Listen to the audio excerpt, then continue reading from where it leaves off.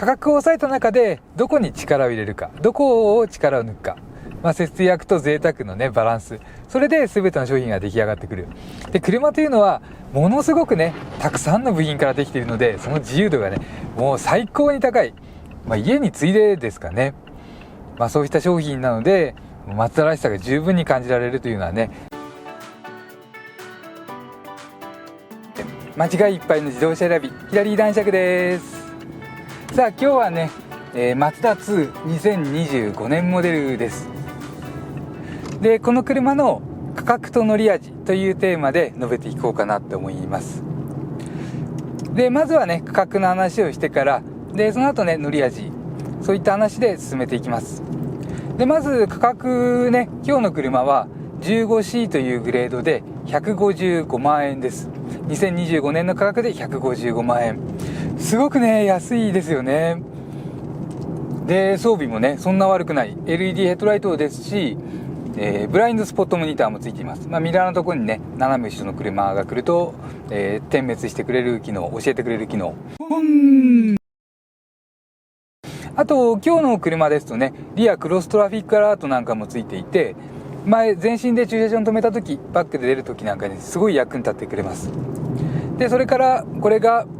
マツコネパッケージ、8.8 インチのタイプでオプション価格で、15万円ぐらいといったものがねついています。360度モニターとかもねついていますね。あと SD カードを差し込むタイプのナビが装着されています。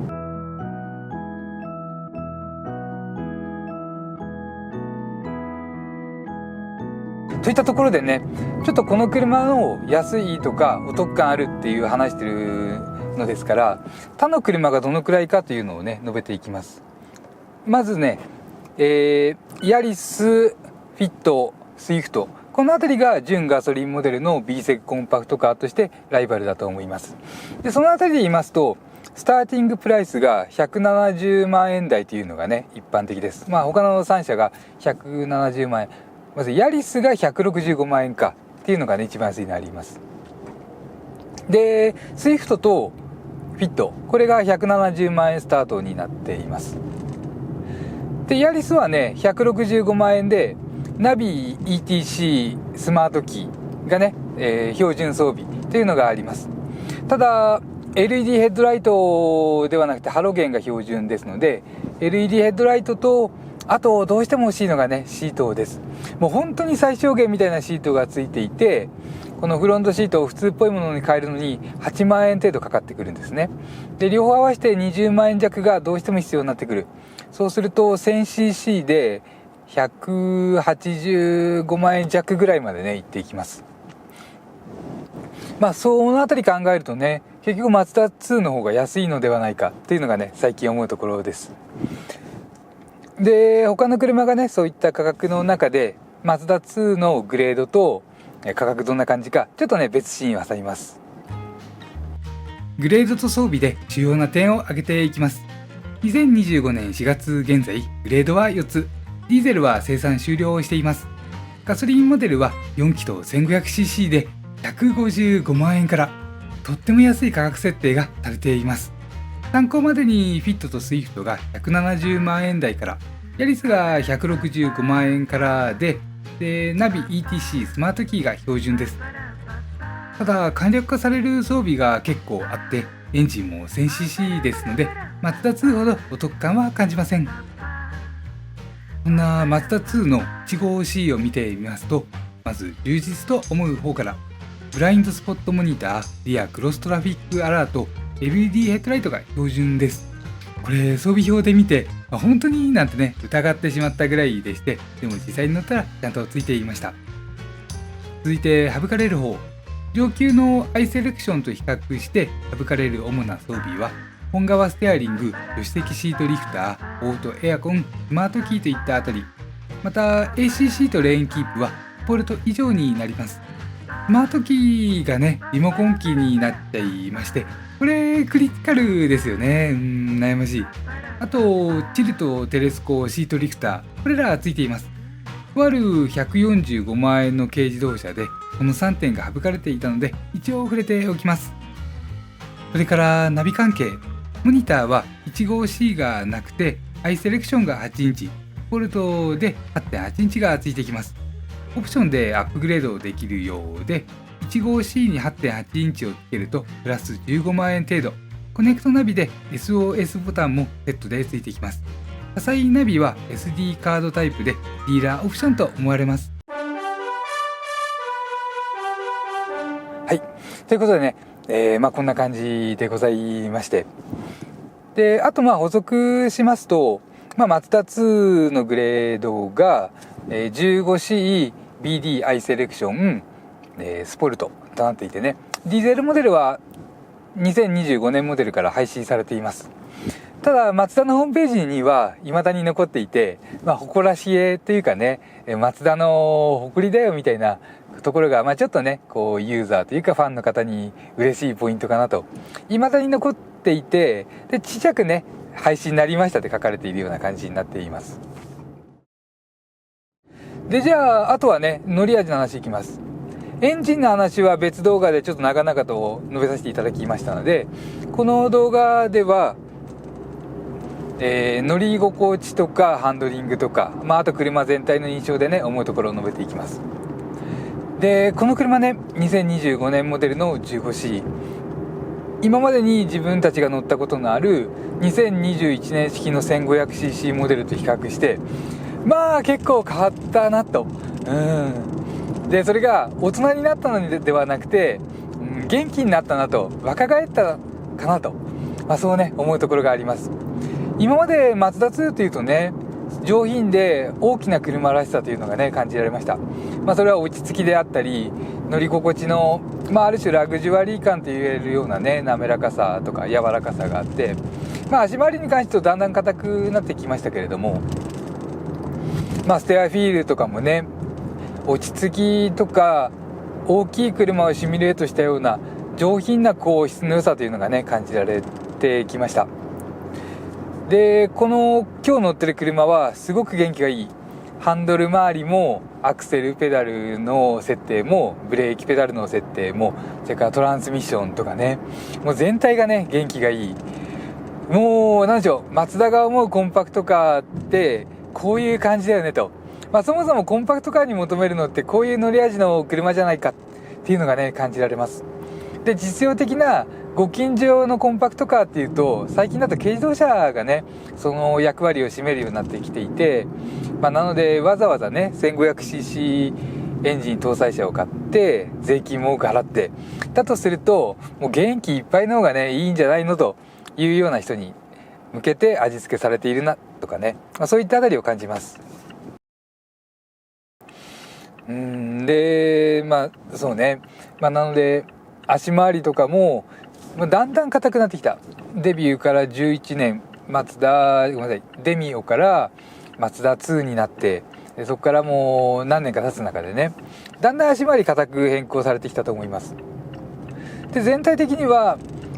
変わらないからこそいい部分とか、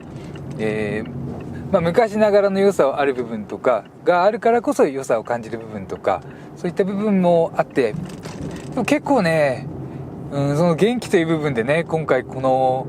15C はすごくね個性をね持っているなっていうのを感じます。この前乗ったスイフトが元気とか軽いなんて言われますけれども、ちょっと合流しちゃいます。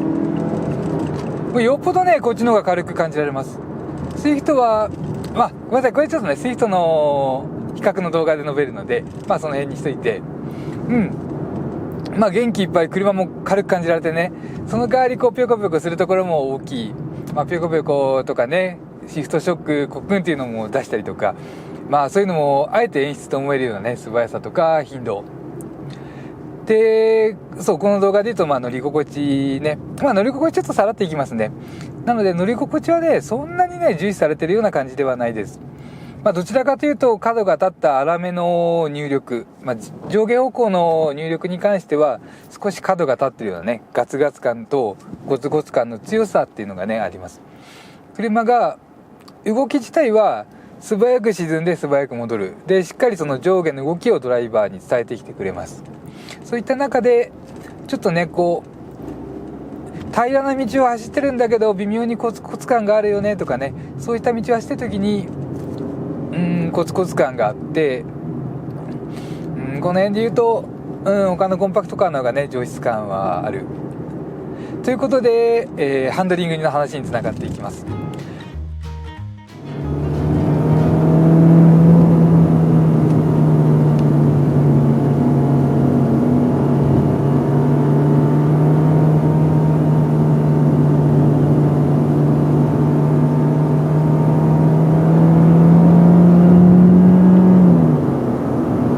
でこのハンドリングがねすごくねこう細か敏感さ、クイックさ、そこがね意識されているというね、そういった感じを受けます。ちょっとうるさいんでノーマルモードに切り替えます。今ねスポーツモード走っていました。この車ねスポーツモードとかマニュアルモードで操作した方がよっぽど滑らかに走れるんですよね。面白いところです。でハンドリングね、ごめんなさい。まずこういったねステアフィール触った感じとか言うとネバーっとした感じですごくマツダらしさがある。でもどこか曖昧でね、最近の閉まったとか細かい操作にキュッキュッキュッって聞いてくれるような、それこそハンドルを一度単位で回してもピッピッピッって聞いてくれるような、コンパクトカーでいうとスイフト、そうした良さはね感じにくいです。感じにくいんですけれども、小さい動きでねぐっとね打角がついてくれるような、そうしたクイックさがあります。目いっぱいねロックトゥーロックで切ってみるとそこがねそんなにきついという感じはしないんですけどもね、ただこう応答性がクックックッとこう効く、すごいね効きがいいです。ハンドル周りは時代的な曖昧さとか緩さというのがねやっぱり最新のヤリス、それからスイフトに比べるとありますから、そこまでじゃないとしてもタイヤとかの設計がねこのマツダ2に合わせてそのあたりがね効いているのかなと。もうこのハンドルのグニュッとかネバッとした感じからするとね、無意識に聞いてると内側に早めに入り込んでしまうぐらいのね、すごく動きの小さい手の動きをしつつもうどんどん内側にクックックっていってしまうような、そうしたね感じです。これが面白さにもつながってきますね。おーってねクックックッとね、今もねもうこれ明確にハンドル効いてますからね。ただピッピッピッって聞くんではなくてネバネバネバって聞くところがマツダ2らしさ、そういったところです。であとね、補打力、ハンドルを切った後の打角をキープする力、これがね、よく言われるのはフロントサスペンションが持つキャスター角というジオメトリーとかね、そのあたりによっても変わってくる。でもちろん現代は電動パワーステのね制御プログラムでいろいろ調整できるのでね作り出しちゃうことはできるんでしょうけれども、なんかねこうハイキャスター的なね補打力の強さでじわーっと戻ってくるようなところが感じられて、ここが気持ちいいです。コンパクトカー離れしてると言いますかね、大きい車らしさが今でもあるのはそこで、それ以外はコンパクトカーだよねと思うようなキュッキュッキュッとしたようなねメリハリがあるんですけれども、とにかくねこうコーナーとかね交差点に切って戻ってくる力の弱さ、もしくはこの保ってくれる力の強さ、これを保つ打の力って書いて力って書いて補打力なんて言いまして、その補打力の強さというのはね、この時代10年ぐらい前からのねその時代のマツダ世代特に強かった部分、それがねこうに引き継がれてますね。そのまま残ってる。で戻らないからこっち側に切るというのはね、そこはこのモデルでもそうですし最近のマツダ世代では感じなくなりました。戻す方向に切るというよりは手の力を抜くと自然にねスーッと戻ってくるような感じ、これがあるんでね、今までの補打力を一段と活かせるような大きい車らしさのねある車っていった感じがします。で動きはねこうハンドルの回し心地はねバーッとしていて、この電動パワーステでフィーリングが嫌なんだけどと、路面やタイヤの接地感とかを伝えてくれなくなって車の行きたい方向も分かりにくくなって嫌なんだけどっていう向きにね答えてくれる、この少し前から続くこのパワーステのこの感じ、素直にねいいねと言いたいです。自分がちょっと古いの好きでそれ中心に考えちゃってるのかもしれない。もっと路面の力を打ち消してこうハンドルにね余計な力を伝えてこない、もう目で見て切ればいいじゃないかと、そうしたね最近の考え方とちょっと違うのかもしれない。でも好きなもんは好きですから、こうハンドルとかシートとかいろんなとこからね情報を得て、それに合わせて切っていくみたいな感じがねできる。それが一番コンパクトカーの中でこのマツダ2になりますかといったね感じです。であと静粛性の話かな。静粛性で言いますとエンジンがね意外と低回転とかアイドリングで静かです。意外とと言ったら失礼だね。車の全体的な静粛性は前々から変わってないか、いやでも結構あれですね、こういった乗り心地でね足回りゴツゴツゴツゴツするのは、音を出すのは前のマスター2から一緒です。でそこもサスペンションの動く量が減ってで音を出す量が減ったかもしれないですし、あとこういうゴーっていうねちょっと荒れた路面の音、前の記憶あんまないですけれども、そんなにねうるさく感じないです。で低回転と踏まない時のエンジンの静かさはもう十分で、振動の少なさもうねこの辺触ってみても分かります。もうやっぱりこの昔ながらの4気筒ね、いくら燃費優先の4気筒になってこの高圧縮というエンジンが、今までほどのね車好きに訴えかけてくるところはなくなったとしても、振動の少なさとかアイドリングで滑らかさがあるところとか、いいですね。で踏んだ時もねフィットミとかねホンダ系の4気筒のようにこうグオッといきなりこうエンジンの音を盛り上げるようなところはないのでね、意外とジェントルかな。ただね前回踏んでる時なんかは低音域の強いね、すごく低音域の強い音を出します。もうこれ騒音規制大丈夫なのって不安になっちゃうようなね、外にでもそうですね、バホンバホンと煽るとアクセルペダルボンボンとこう吹かすとブホンブホンって言いますから、他の動画でね撮ったシーン挟んでいますので、ちょっとよかったらね他は見てください。そんな感じかなということでね、価格から見た乗り味でいうと確かに古くなってきました。結構ねデビューから時間経っています。で、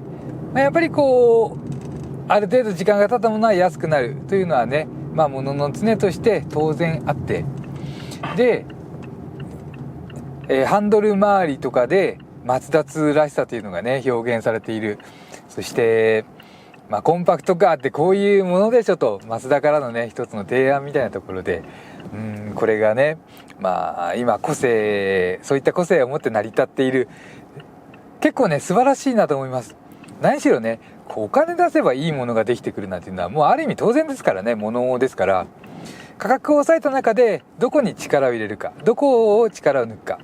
節約と贅沢のねバランス、それで全ての商品が出来上がってくる。で車というのはものすごくねたくさんの部品からできているので、その自由度がねもう最高に高い、家に次いでですかね。そういった商品なのでマツダらしさが十分に感じられるというのはね、このマツダ2一番末っ子でも十分それがね具現化されている。であとねもう一つごめんなさい、もう一つね、このマツダ2が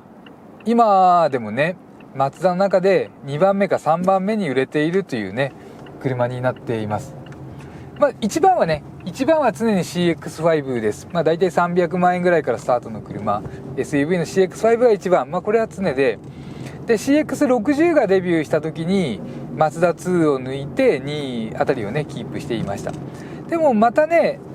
マツダ2が盛り返してきたりなんかしてね2位をキープしている。素晴らしいですよね。もうこのまま変わらなければ一生研究費とかね使わずにずっとね月1000台2000台売れ続けるなんて考えたらね、でなくさずにいてほしいなと。でも様々な規制とかねそういった部分で難しい面はあるのかなっていうのはねちょっとあるかなと。で他の動画で次期マツダ2どうなのよなんて考察もこれからしていきますので、またどうぞよろしくお願いします。ではすいません、チャンネル登録といいねボタンよろしくお願いします。間違いいっぱいの自動車選び、ヒラリー男爵でした。